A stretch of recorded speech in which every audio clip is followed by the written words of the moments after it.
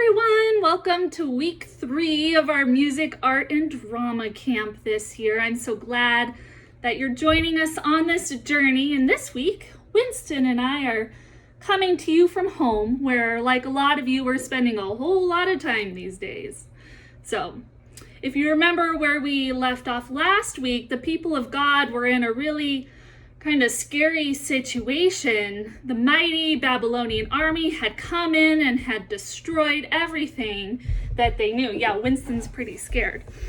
So they destroyed everything that they knew. Their homes were destroyed, their schools were destroyed, and worst of all, the temple where they went to talk to God, well, that was destroyed too.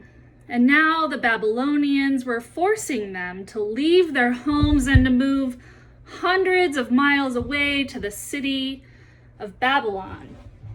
Now, this is what we call exile. And maybe you've heard this word exile before. It's an important word because it's a huge part of the story of God's people.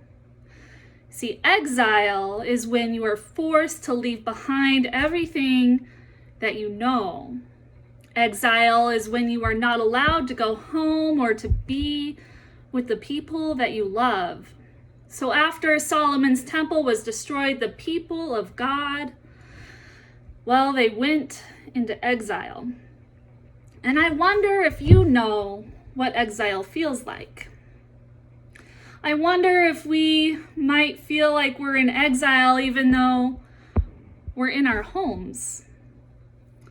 So before this pandemic happened, we all got to go to school, we got to play with our friends, we got to go to fun places, and I got to see you every Sunday at church. And now, as you know, everything is different. If you're like me, you might feel stuck in your home, or maybe you even feel like you're in exile in your home. We all miss our friends, and many of us feel a little scared about the future and unsure of what to expect. So when God's people went into exile, they were really sad. In fact, they took their musical instruments and they hung them up and they said, "How can we sing the Lord's song in a foreign land?" They were so sad that they couldn't even sing their songs. They were sad because they remembered how amazing Jerusalem had been, that great city. They were sad because they remembered how great the temple was. They were sad because they'd lost everything they had, and they had to live in a strange land where they couldn't speak the language and they couldn't even sing their songs. And now, without the temple, they didn't even know where to find God. But then you see a funny thing started to happen. You remember those prophets who always would have warnings that were scary?